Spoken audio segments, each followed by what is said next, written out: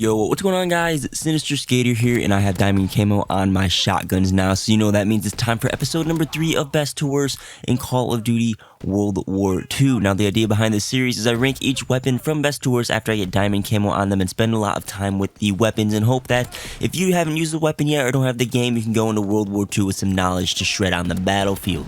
In addition to the camo grind, I also play some games with a neutral class, then some games with the try-hard class to rank the weapons appropriately, and then briefly investigate the internet, see what that has to say, and then come up with this great best to worst lists. So there's 4 shotguns in World War II as of now. I have some strong opinions on them. As always, this is my list, and you're encouraged to share your own list or thoughts on the best or worst weapon down below in the comments. You'll probably see me there as well as other viewers who may disagree or agree with you. But let's get started. The best shotgun, in my opinion, is the toggle action. Yes, that's right, the toggle action, which is a semi-automatic shotgun.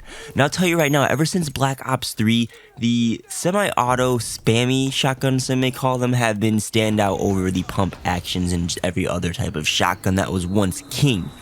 Early on, like I stated, that in Black Ops 3, the Argus was the best due to its high damage output, and then the Brecci was better than the KRM pump action shotgun in that game. And everyone in the beginning, since I posted that best to worst, was like saying I was wrong and all that stuff. And then months later, everyone was realizing that I was right and started to call the Brecci OP. And I see the same situation probably happening in World War II.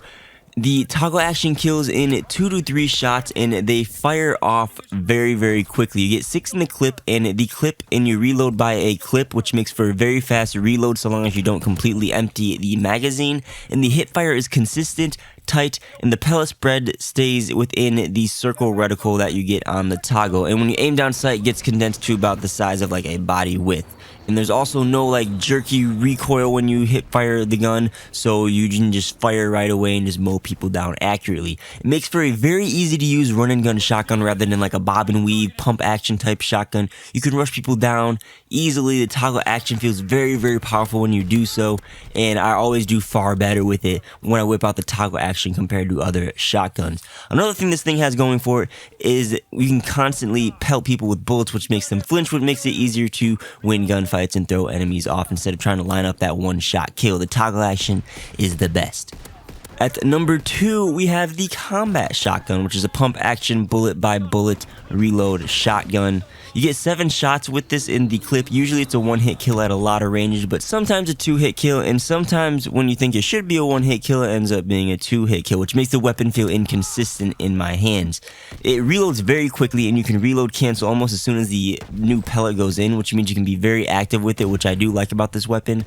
And it has a wider hip spread, which is sometimes good for shotguns, and aiming down sight does condense it into like the body with just like the toggle action. And like the toggle action, the weapon recenters by the time you can fire off another shot, so you don't have to realign, you know, your shots after you shoot, and you can just go and spray and pray with your heart's content, even though you can't really spray and pray with the combat shotgun, but you know what I mean. This thing did just get a range buff, which makes it feel more consistent, but like I said, even post buff, I'm still getting some hit markers in situations that I feel like I shouldn't. It feels very, very good when you're getting those one-shot kills and going on a crazy streak, but the lack of the one-shot consistency isn't, it's not consistent enough where I can say I feel confident using the combat over the toggle action. I feel like pump actions just don't hit like they used to, say, pre-Black Ops 3.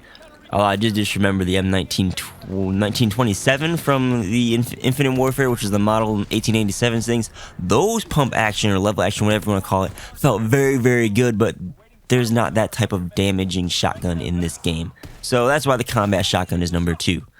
Now, honestly, the remaining 2 shotguns just suck. They're really bad, like straight up. I don't know, man. They perform very similar in core, and I don't really know which is better, so I'm going to throw the sawed-off shotgun at number 3 and the M30 Luftwaffe drilling at number 4. I'm going to talk about them simultaneously because these might be the worst weapons in the game right here. Both of these are double barrel shotguns, which means you get 2 shots, and after those 2 shots you have to reload. Both of them have an average hip fire spread, but the spread gets extremely tight when you aim down sights, which is nice. They have like about the same 2-shot kill range, which is like the max fall off damage range for both of the shotguns. And difference is the sawed-off is much faster but does less damage, whereas the M30 is slower but does slightly more damage. The sawed-off, you can pop 2 shots off as fast as you can pull the trigger, very fast fire rate, has a faster reload than the M30. I mean, you can have a very early reload cancel with the sawed-off and be very active with it, and it doesn't kick up and jerk up a lot when you shoot it, so you can spam those 2 shots off very quickly in the center of your screen, like the toggle action and combat shotgun. So again, sawed-off is kind of like a very fast-paced, slightly less damaging shotgun. The M30, on the other hand, has a much larger one-shot kill range potential. The sawed-off's range is like the bayonet charge range, very pathetic. And the M30 has a much slower reload time, and canceling doesn't help it at all. And it has a slower fire rate. The fire rate's like doosh, doosh, like a heartbeat almost, with a little bit of jerk to it, so you have to realign the your shot just a little, just a very tad bit. It's noticeable, but not too bad. With all that said, these both suck the big one. I mean, they're hit marker machines, they're inconvenient, you have to reload all the time, and you're dying all the time while you're reloading because you can't even kill them in 2 shots. You practically never get 1 shots with these 2 shotguns. There's no reason you should use them. The M30 drilling, I will say, is very sick in hardcore because it has insane range and 1-shot capability in hardcore. But other than that, never use these shotguns because they suck. The reason I'm putting the sawed-off better than the M30 is because since you can't really get 1-shots with either of these shotguns, let alone a 2-shot kill, I'd rather have a faster handling gun, faster firing shotgun like the sawed-off to have a better chance in a gunfight like dance battle rather than having a slightly more damaging shotgun like the M30 at the cost of speed. But yeah, these things are literally the worst. Don't use them until they get buffed, which at this point may not be ever. So that's my list for best to worst shotguns. Let me know what you guys think down below in the comments. I encourage you to share your own best to worst list if you disagree with mine, or at least your best and or worst weapon. I feel like there will be some differing opinions maybe for the first 2 shotguns here on this list, so I can't wait to hear what you all have to say.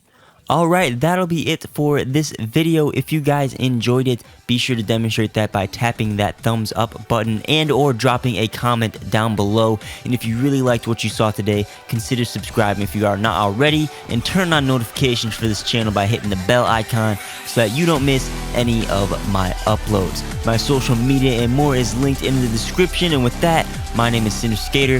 Thank you for watching, and I'll catch you on the next one. Peace out.